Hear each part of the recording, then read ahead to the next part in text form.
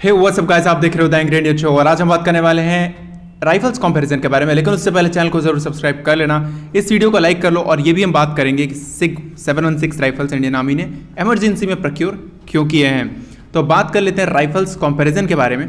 जैसा कि AK-203 rifles AK series की राइफल्स हैं और इसका ओरिजिन रशिया में ही हुआ है और QBZ के कई वेरिएंट्स आते हैं, जैसे कार्बाइन हुआ, राइफल्स में भी आते हैं और इसका ओरिजिन चाइना में हुआ है। और जहाँ पे AK-203 rifles Namibia, Panama, Russia, Saudi Arabia, Syria में यूज़ की जाती हैं और भी बहुत सारी कंट्रीज जैसे वियतनाम हो गया, अल्जीरिया, आर्मेनिया, और वहीं पे QBZ पाकिस्तान में यूज़ की जाती है और भी पाकिस्तान जैसी जितनी भी छोटी कंट्रीज़ हैं वहाँ पे भी यूज़ की जा सकती हैं। इवन इस राइफल को तमिल टाइगर्स भी यूज़ करते हैं। अगर आपको नहीं पता तो आप सर्च इसके बारे में कर सकते हो। जहाँ पे QBZ एक स्पेशल फोर्सेस के द्वारा यूज़ की जाने वाली राइफल है, मतलब चाइना तो नहीं यूज़ करता क्योंकि वहाँ की जो फोर्सेस हैं वो पीपल लिबरेशन आर्मी है, और स्पेशल फोर्सेस जैसे कि पाकिस्तान हुआ, म्यांमार हुआ, मलेशिया हुआ, लाओस हुआ, ये सब कंट्री जो भी अभी चाइना के कंट्रोल में है वो सब इसे यूज़ करती हैं। अब बात करते हैं इनके टेक्निकल फीचर्स के बारे में। जैसे मैस हुआ तो AK-203 का 3.4 किलोग्राम का है और QBZ जो है वो 3.25 किलोग्राम का जो लेंथ है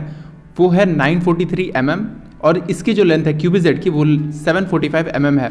तो AK-203 थोड़ी लंबी है क्योंकि एक असॉल्ट राइफल है। बैरल लेंथ देखोगे तो 415 mm की है और बैरल लेंथ QBZ में 463 mm की है। मतलब जैसे कि आप उसको ध्यान से देख भी पा रहे होगे, राइफल तो छोटी है पर उसमें बैरल थोड़ा बड़ा निकला हुआ है, लेकिन इससे ज़्यादा फर्क नहीं पड़ता क्योंकि दोनों का वेट ऑलमोस्ट लगभग बराबर ही है।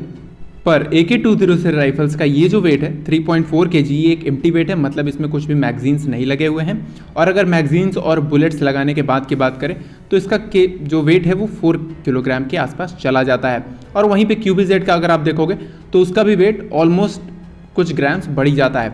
अब बात करते हैं क्या ये यूज़ करते हैं, मतलब एमोज में। तो 7.62 × 39 mm का एमो यूज़ करता है AK-203 और QBZ जो है वो 5.8 × 42 mm का एमो यूज़ कर सकता है। मतलब इसके दो वेरिएंट आ रहे हैं इसमें, तो दोनों वेरिएंट यूज़ करता है 5.56 × 45 mm जो कि QBZ 97 में आता है, और ऊपर वाला जैसे आप देख रहे हो 8.42 mm QBZ 95 में आता है। तो दोनों ही अच्छा एमओ यूज़ करते हैं। हालांकि AK-203 7 mm की एमओ यूज़ करता है तो इसकी एमओ ज़्यादा घातक हो जाती है 5.56 एमओ से, पर चाइना का कहना ये है कि 5.8 mm जो है वो अभी तक वर्ल्ड में सबसे घातक है। अब बात कर लेते हैं ये रेट ऑफ फायर की, जो जहाँ पे AK-203 600 राउंड्स पर मिनट फायर कर सकता है और ये गैस ऑपरेटेड और रोटेटिंग बोल्ट वाला गन है। वहीं पे QBZ को अगर आप देखोगे तो 650 से 800 राउंड्स पर मिनट फायर कर सकता है। ये उसके कुछ वेरिएंट्स है जो 800 राउंड्स पर मिनट फायर कर सकते हैं और ये action short stroke piston rotating bolt वाला गन है। पर 800 राउंड्स फायर करने का मतलब ये है कि आप अपने मजल और जितने भी आगे कैलिबर होते हैं उन सब की धज्जियाँ उड़ा दोगे, क्योंकि 800 राउंड फायर करने के बाद इतनी हीट जनरेट हो जाएगी उस गन में कि वो मेल्ट होना शुरू हो जाएगा। पर इसके बारे में हम किसी और दिन डेडिकेटेड वीडियो में बात करेंगे। पर ऐसा नहीं कि QBZ बेकार राइफल, QBZ भी एक अच्छी राइफल है। अब बात करते हैं AK-203 की इफेक्टिव रेंज के बारे में। तो 500 मीटर इसकी इफेक्टिव रेंज है और QBZ की 600 से 800 मीटर एरिया टारगेट में इफेक्टिव रेंज है। मतलब 400 मीटर तो पॉइंट टारगेट में है और उसके बाद भी वो जा सकती है। साइट्स कौन कौन से लग सकते हैं? आयरन साइट्स तो AK-203 में, मतलब इसके ऊपर आप बहुत सारे साइट्स लगा सकते हो क्योंकि आयरन साइट है।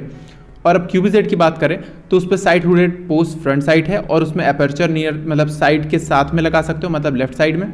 उसके बाद YMA-95 टेलीस्कोपिक साइट इसमें लगाई जा सकती है, पर ये उतना कंफर्टेबल नहीं होता जितना कि AK-203 है।